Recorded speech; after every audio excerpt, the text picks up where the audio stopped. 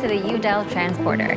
This is a great example of how Mobileye technology is assisting UDEL in disrupting another industry, goods delivery. Center radars behind the bumpers, plus 3 long-range LiDARs up top and 6 short-range LiDARs all around the vehicle.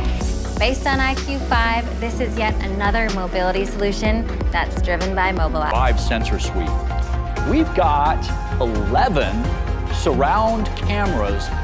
This vehicle can do everything from merging to highway exit and entry to eventually navigating from point A to point B all on its own.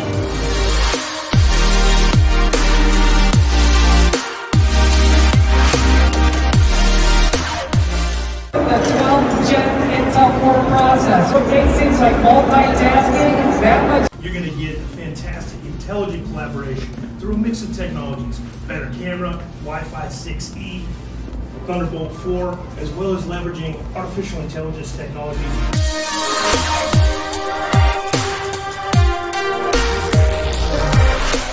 Systems are always popular here at CES.